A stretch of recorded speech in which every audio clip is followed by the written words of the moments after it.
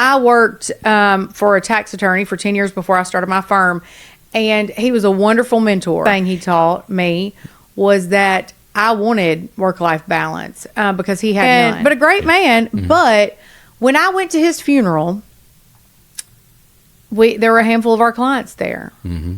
Just a handful. Yeah.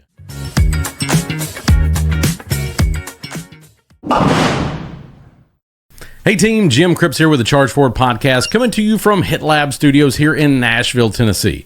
Now I have a special treat for you today. You may remember she was my second guest on the Charge Forward podcast, and she's back again to share some insights, some misconceptions, and clear up things on the big, beautiful bill. Welcome, Miss Valerie Kemp. Thank you for having me today. Absolutely.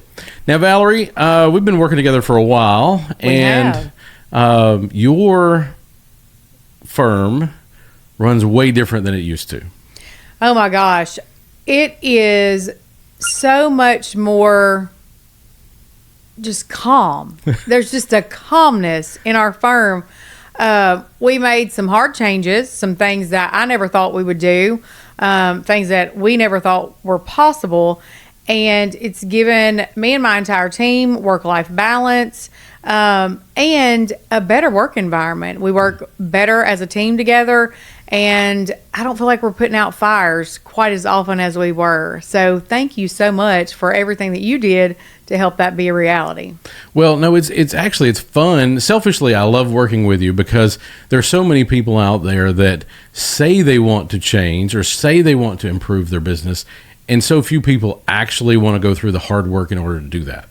Well, I couldn't let you down. You know, we've known each other for 40-something years. Right. And so I think that it's easier. It's not easy to make a change, but it's easier when the person who's helping you make those changes really wants to see you and your staff do better, give us more work-life balance, see our firm become more successful. And so it's been a joy to work with you just because it's felt so cohesive, bringing us all together.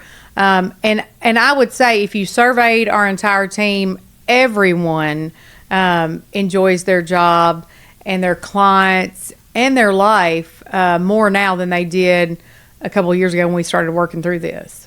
And I think what a lot of people don't understand about making that big a change is you will do more work in the middle to get to where you want to go. Yes. Because a lot of times people are like, well, this was supposed to be easier. No. In order for us to get to easier or get to better, we got to do some hard work. Oh, sure. It's like any journey that you have where you're trying to make a change, whether it's a lifestyle change with your diet and exercise, whether it is the high school athlete who's trying to get to that next level.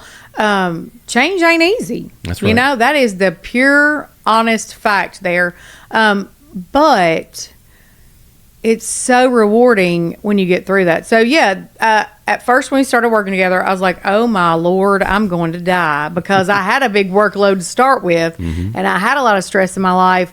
And then we added this like second side hustle to it, which was working on the practice, working on the firm, working on the team.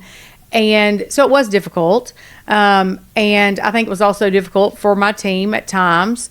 We had a few very pointed conversations with one another, but it is so much easier on this side of it. So I would encourage anybody who's trying to make a change, whether it is in their business, whether it is in their personal life, lifestyle change, whatever it is, just keep going, because it's going to get easier.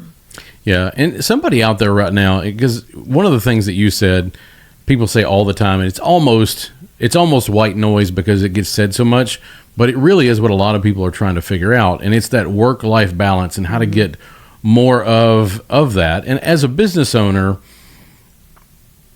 it almost seems unrealistic. It really does, and I have to say, seeing it is believing. And so I told you a couple months ago, I love college basketball. Love it, which is why I wonder, why did I become a CPA? Because tax season and March Madness don't go very well together. Right. And so I judged this tax season as to whether or not I had good work-life balance, because it is one of the first tax seasons in the last 20 years that I can remember watching several games. Not watching games with a tax return going while I'm watching it in the background, listening to it, but actually sitting down, ordering a pizza or cooking dinner and watching one of the basketball games. So it really, that right there may sound like not a big deal to a lot of people, but it's a huge deal.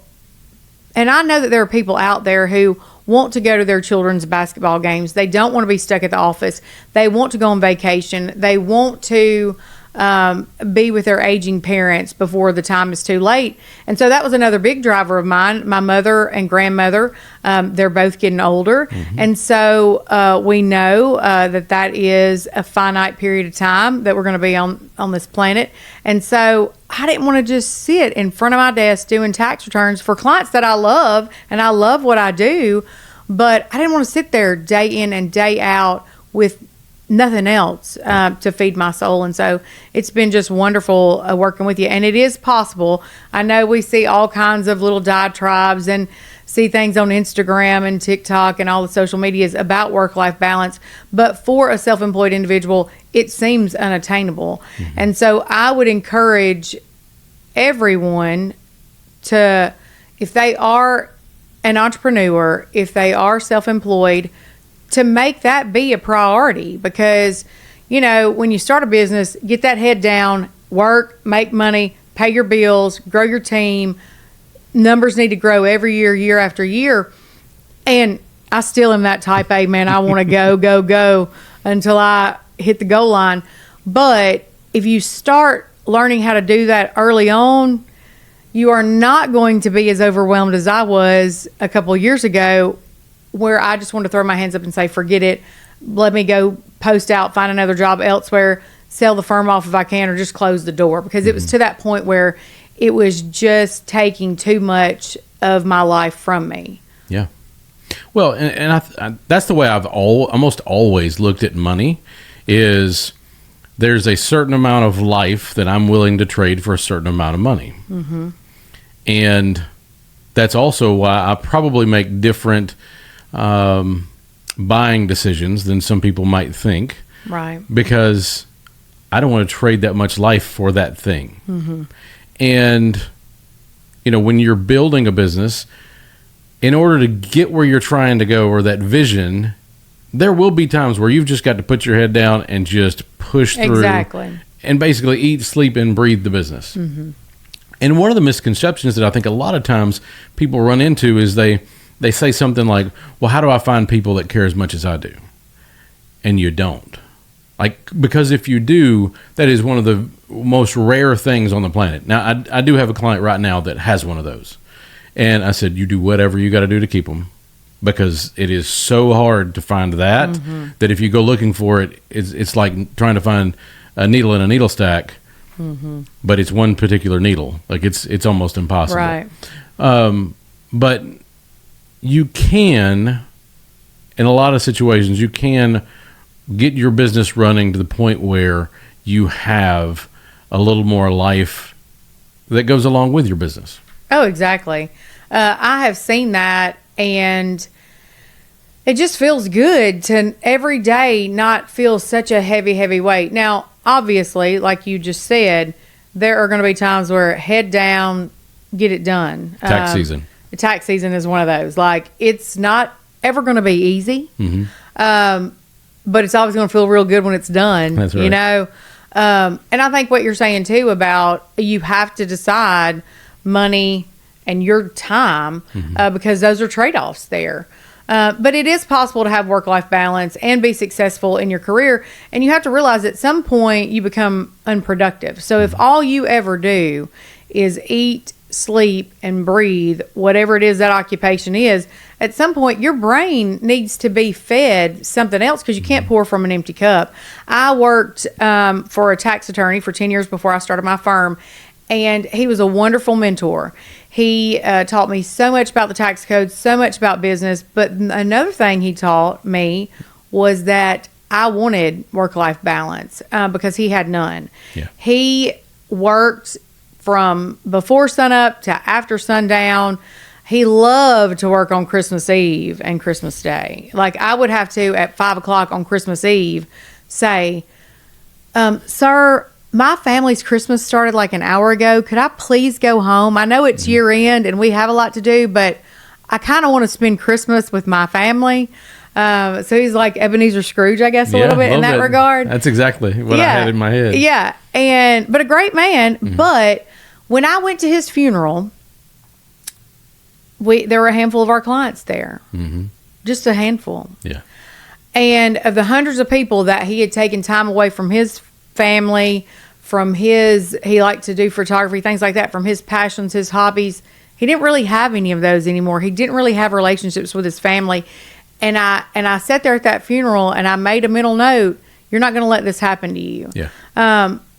And so, mentors, you can learn a lot from, both good and bad. But I am grateful that my life now, more than ever, as I am a few years away from 50, has more work-life balance in it than it ever has. Yeah. Well, you had a couple of, I don't want to say visions, but there were a couple times where major life events happened and your team stepped up and took care of things. Yes.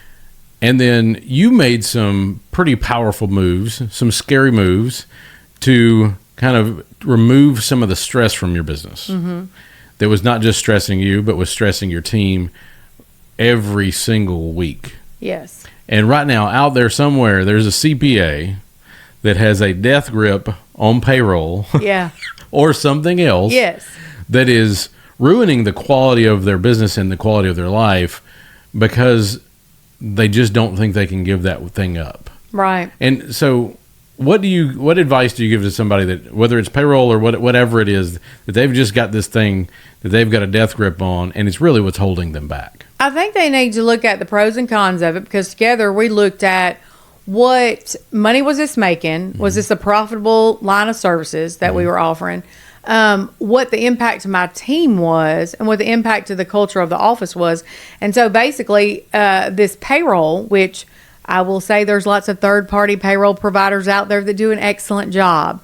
And my bread and butter is more tax planning and strategy, not typing in hours into software to formulate a paycheck. I didn't know that 2 years ago, though. I thought that if our office did not offer live payroll services to our clients, that we would not have any clients. Yeah. And when I looked at the numbers, and it was never meant to be a super profitable service that we offered, but it was supposed to be auxiliary to other services that we offered.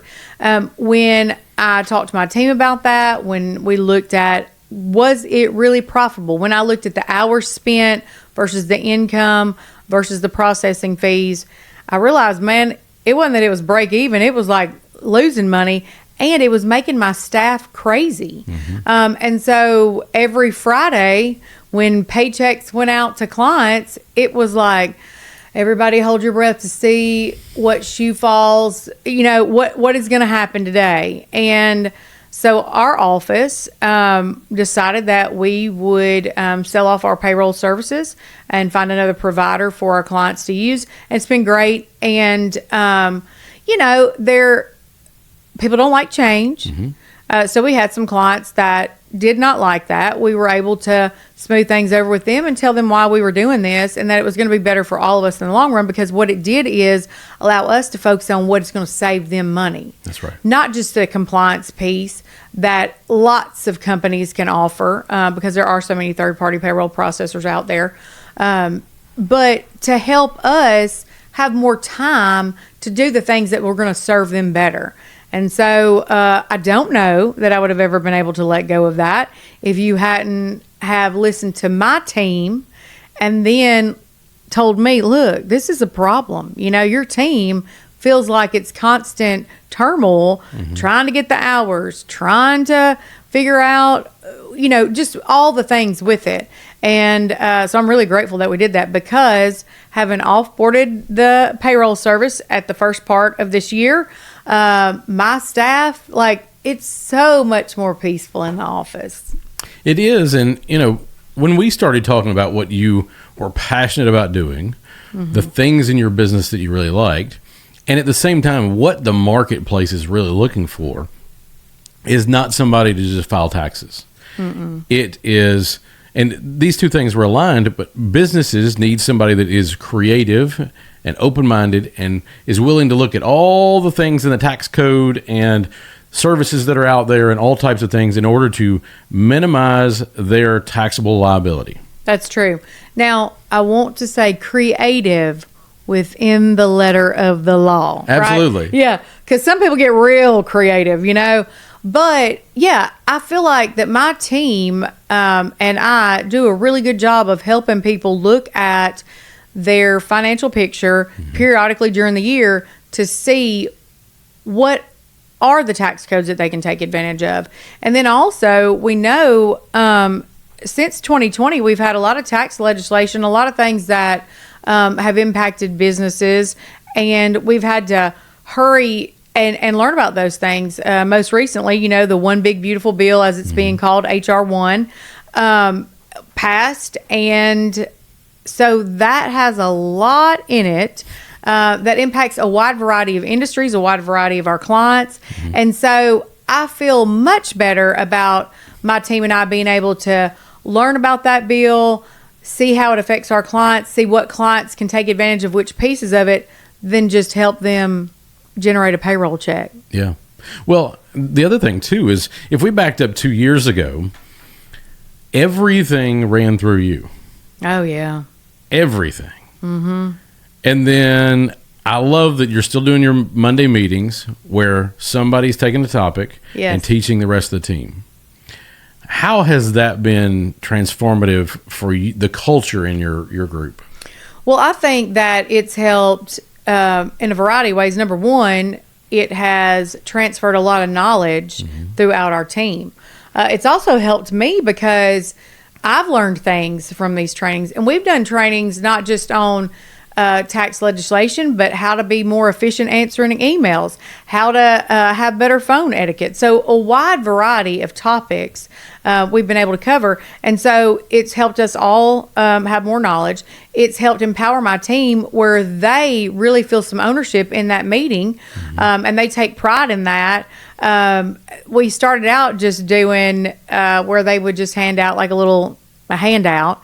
Now they're doing like these crazy pimped out PowerPoints with all kinds of pictures, all kinds of things. And the other thing that it's done is we're able to take that component from our weekly team meeting, pass that off to our social media team, and they're able to use that to further add value to our firm for our clients. Yeah. And I will say there's a big shout out to Miss Jordan Grubbs. Amazing. Because you recently went to a conference and got a unexpected kudos high five from I guess the time you walked in. Yeah. So I went to a tax conference a couple months ago in Savannah, Georgia, and to sign up for the conference, you put your name, your address, and your website if you had one. And so we were given an app about a week out of the conference so you could look at everybody's stuff. There's about 40 people there. And as soon as I walked in, the people putting on the conference were like, man, your website is so great. And I thought, well, they're probably selling me something, so they're just trying to butter me up. And then we got seated at tables with firms our size, and we'd all kind of snooped on each other by the second day of the conference. And so I had so many people like, man, are you sure you're in a little tiny town in Tennessee? Because your website is amazing. And I said, just because you're in a tiny town in Tennessee doesn't mean you can't stand up to the big city boys, Yeah. So she's done an amazing job at our website. She's done an amazing job with helping us look professional through our social media and engaging our audience, putting out information that they're interested in. Well, and somebody out there right now, a CPA somewhere, is thinking, I'm never going to get a client from TikTok. Well, they would be wrong. Not only would they get a client from that, they probably have a bunch of clients texting them TikTok videos saying, hey, can I do this? Hey, can I do that? What about that? There's a lot of people on TikTok and other forms of social media that are putting misinformation out there that's just trying to grab the attention of the audience. And so I think a CPA out there that's speaking the truth can definitely grow their business that way. Yeah. Well, and I remember the first day that you got a TikTok conversion meaning somebody found you on TikTok Yeah. and then came and did business with you. Am I right that she had just moved here to Yeah. the state? Just moved to Tennessee. I asked her how she found out about us, and she said TikTok. And I said, "What now? Are you what?" And so I mean, people are using these social media platforms as their news sources, as their way to find professionals everywhere from or anywhere from a hairstylist to an attorney to a CPA to the restaurant they want to eat at this weekend. Yeah. So I think that like it or not, because it's not my favorite thing, but like it or not, that's the way businesses grow now. And that's also the way we have touch points with people to give them information and help them better run their businesses. Well, I think, one of your clients that I referred over your way, I asked them a very simple question. One of the questions that I ask when I sit down with somebody is I've got 2 or 3 tax questions that I ask that are pretty surfacey, but if it's the wrong answer, it tells me right off the bat they need a new CPA. And I asked one of my typical questions, and it was the wrong answer. And they said, well, we saw a TikTok recently, and we sent that over to our CPA, and we haven't heard back. And I said, how long ago was that? Oh, a couple months. And I mean, immediately I was like, okay, well, you're going to need to talk to Valerie. And it did take several months for that to happen, but they ended up with you, and they're ecstatic. Their business is running better than it's ever run. And I think it was just the right time in that you were kind of changing how your firm was operating. They were changing the scope of their business. And really, it's just been like rocket fuel for them. Yeah, I really like being able to watch clients propel their business and let them do what they do best, which is make a better widget. And we can help them figure out how to make that at a lower cost or at a better tax rate, savings. And so that's what really fires me up is that strategic planning aspect of it. At the end of the year, tax returns and tax season, that's basically just putting numbers where the IRS wants them. It's the during the year stuff that I really like, and I think our team excels at, because we have gotten to be on the ground floor of businesses starting out that are looking to lease property, trying to decide whether to buy, how many employees that they can hire, new product lines. And man, it is so exciting to get to sit down with that person and say, look what we did. We work with a nonprofit that is a growing nonprofit. And yesterday they were able to secure their first piece of property that the nonprofit owns. They've been paying rent for a lot of their facilities. And so I got to go to that closing, and I felt like a proud mama. That's right. Like I was just, I know that they thought I was crazy because I said, give me your cell phones. And I start taking pictures all over that closing room because I was like, we got to document this. This is a big, big deal. And so, man, I get goosebumps even thinking about it because we're on that ground floor with them. And they're scrapping and trying to make things work, trying to get grant money, trying to figure out how to rob Peter to pay Paul.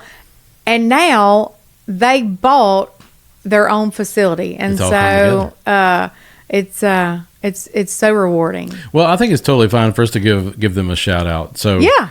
I'll let you do the honors. Yeah, so Hustle Recovery, they are a nonprofit in the state of Tennessee that helps people recovering from addiction. So they are kind of like your one-stop shop. If you need to get into rehab, they will get you into rehab. They have rehabilitation services. They have an intensive outpatient service. When you get out of the rehabilitation center, they have a work program, a housing program, and it's just an amazing thing to watch these men and women come into the program that have just had life beat the hell completely out of them. And then to watch them, a year later, 9 months later, however long it is, graduate with money in their pocket to be able to buy, put a down payment on a vehicle, put a down payment first and last month's rent on an apartment, and get their lives back. Yeah. Or some, they've never had a life like this. It's just been a total life of couch surfing and from one addiction to the next. And so I commend the people at Hustle, and I am just ecstatic to get to be a little bit a part of it.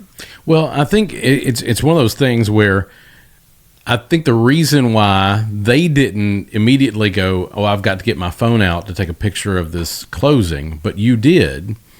I think the reason for that is they get excited about their work. Mm-hmm. Their work is changing people's lives, getting them out of addiction. Your work that supports them is what has allowed them to buy their first property. So the same excitement level they get of turning somebody's life around, you get that type of excitement when now this company has become legitimate. Oh, I do. And is now kind of building its own firm foundation that it'll be able to take care of people for years to come. Yeah, it's so true. And having been in business for almost 20 years, I have watched people plan for their children's college, plan for how their business was going to support their family. And now I'm watching those kids go to college, or those kids are starting to have children of their own. And so to be able to watch that progression of financial stability, wealth building, asset management, like it just is, it's wonderful. And I hope that every professional in my field gets to feel that, because that is what lets me on the days that are really hard during tax season. That's what keeps me going, because I have been able to see people make such progress with their finances, with their family's livelihood, and it's just a beautiful thing to watch.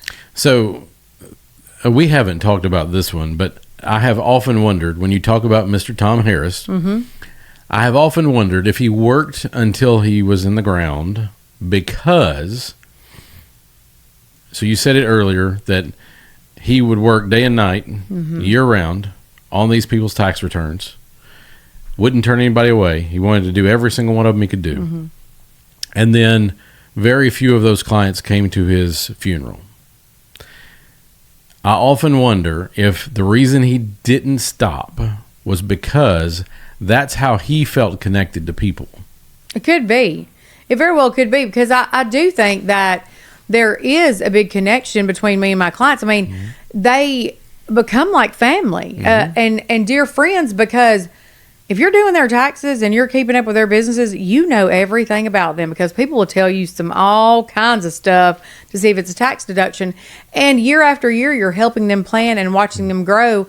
And so I do think you build a relationship and a closeness with your clients, which I'm a people person, and I don't want my life to be transactional. I want it to be relationship driven.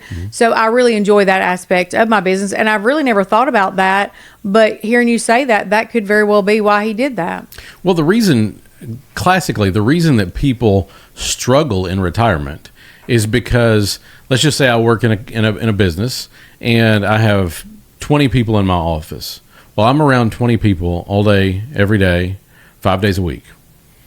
Most people don't have a social structure that is robust enough to carry them through retirement, meaning they leave the office where they're around 20 people every day, even if it's work related, but there's still the water cooler talk or the stopping by the office to say, congratulations, or somebody's birthday or whatever, right? And most people don't consciously make sure that they grow their social circle enough to be able to support their social needs when they retire. So there's this depression that people go into. I think that's true, because you do hear about having work friends and friends outside of work.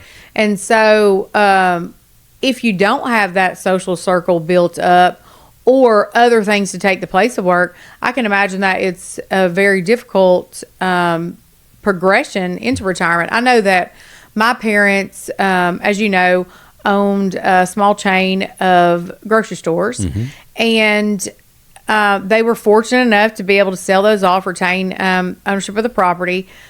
But the first couple of years after they retired, they didn't know what to do with themselves, because they weren't just around their employees, they were around the whole community, because everybody came in there buying groceries and they'd get to see them and catch up and all that. And so it was almost like there was a mourning period for what do we do? And so they became super involved in their church, and that stimulated that for them. So I can definitely see that.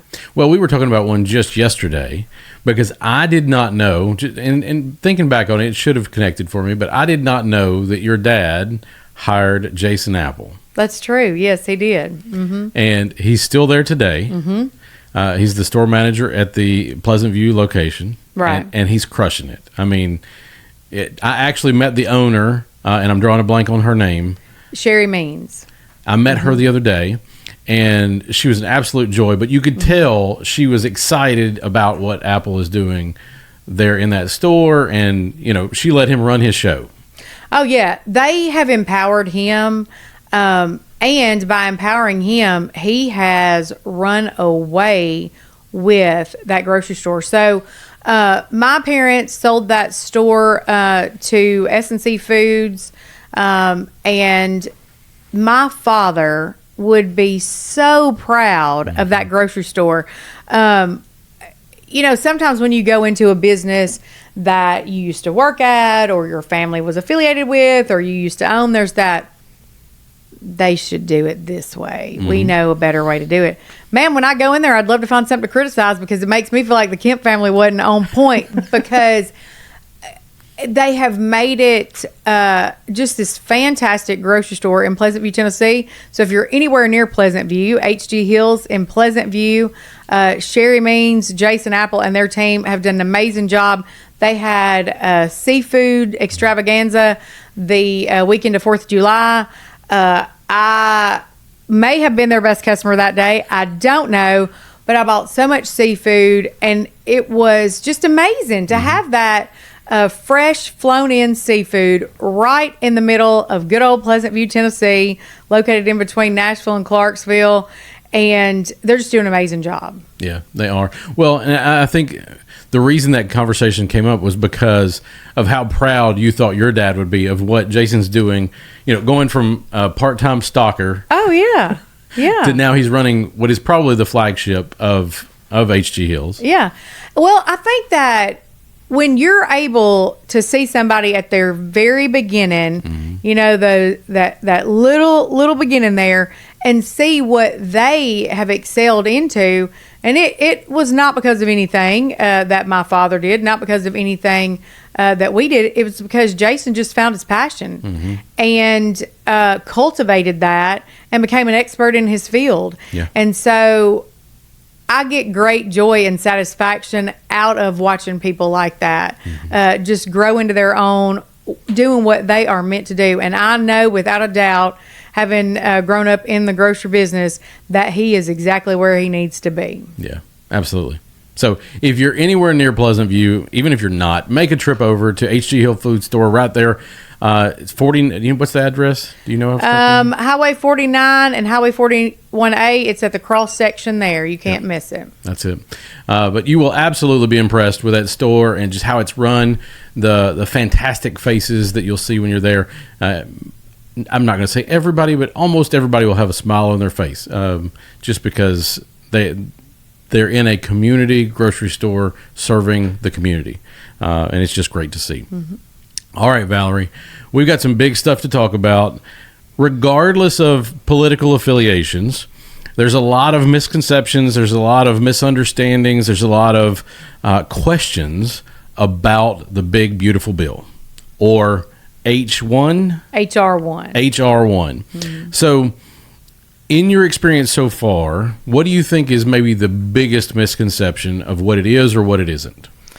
So, regardless of political affiliation or your viewpoint, some people think that it's the greatest thing since sliced bread. Some people think that it is going to be the worst thing in the world for the U.S. debt and the economy. But there are some common misconceptions. And the reason that there are so many misconceptions is because if you'll remember, it was in the early part of this year of 2025 that it was introduced. And so it's gone back and forth on what's included, what's not included. The final law was signed into existence on July 4th by the president. And so one of the biggest misconceptions is that there will be no tax on bonuses. So originally when this passed the House, there was not going to be any tax on bonuses, tips, and overtime.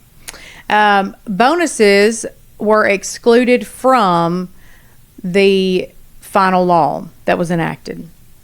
And so we do have tips, and we also have overtime that are exempt. Now, there are rules around that. There are income limitations, and there is also caps on how much you can deduct. But one of the biggest misconceptions around that is everybody thinks that when they get paid that overtime, when they get paid those tips, they won't have any taxes come out on it. So we've had a lot of people reach out to us and say, hey, I worked overtime. My boss took federal income tax, Social Security, and Medicare off of this. I know he's not supposed to because this was enacted for 2025. Please, you call him up and tell him he didn't know what he's doing. Well, we can't do that because the way to take that deduction is when you actually file your taxes at the end of the year. So when you file your taxes for 2025, you'll be able to take an exemption for overtime and for tips. Now, there's caps on that, and there's also income limitations on that. It's only federal income tax that you will not be paying on that. You'll still pay Social Security. You'll still pay Medicare. One of the reasons that they enacted the law with that is because one of the biggest issues that they got hung up on, which is why it took so long to pass it, is because we hear all the time how Social Security is running out of money, right? So a lot of the people in Washington said, hey, if you exempt overtime and you exempt tips and they don't have to pay Social Security on those, you're exacerbating the problem of Social Security running out of money sooner. Yeah. So it is subject to Social Security. It is subject to Medicare. And so that's one of those concessions that they made to be able to pass that. And is it 150,000 is the cap as far as income cap, or where you start to phase out? I do know that the overtime is 150,000 for single. It phases out 300,000 for married. So if you go over that, you would not be able to take the deduction for that overtime. Which is probably why it is at the end of the year that shakes out versus throughout the year. Exactly. That's the reason that they did that, because you won't know until the end of the year what you and your spouse's income will be, or people have income not just from that W-2. So they may have investment income, they may have retirement income, they may have other things like that. So it's at the end of the year that they take that deduction. Well, and somebody out there is thinking, oh, well, they're getting over on me. No, the reality is they're trying to protect you from accidentally going over that number, and then all of a sudden you don't qualify for that, and now you have a significant tax debt to the IRS. And I can tell you, you do not want to owe the IRS money. No, you do not. And that is their logic behind that for sure. And as a tax preparer, and I speak for a lot of tax preparers when I say this, we are so glad that they did it this way, because we don't have to worry about it every single payroll cycle. We don't have to worry about what if you have overtime, your wife doesn't have overtime, but you're going to exceed that $300,000 threshold. So it's much better, like what you said, so they're not looking at a big tax bill when they get there at the end of the year. Yeah. It's kind of protecting people from themselves. Exactly. It is. Because that would be terrible to get to the end of the year and all of a sudden you owe $20,000. Oh, yeah. In taxes that didn't get collected. That is true, and we don't want that to happen. We do not. Because along with that comes penalties and interest as well. So we don't want that to happen. Another big misconception is... Team, is Jim Cripps here with the Charge Forward Podcast. I just want to tell you, I love you. I appreciate you listening. I appreciate you for subscribing and sharing the Charge Forward Podcast with people you know and you love, because that's what we're here for. We are here to share the amazing stories, the things that people have been through, the ways that they were able to improve their life, so that you can take little nuggets from theirs and help improve your story and be better tomorrow than you were today. I hope that this is the tool you needed at the right time, and that you find value in the amazing guests that we bring each and every week. Thanks so much, and don't forget, new episodes drop every Thursday.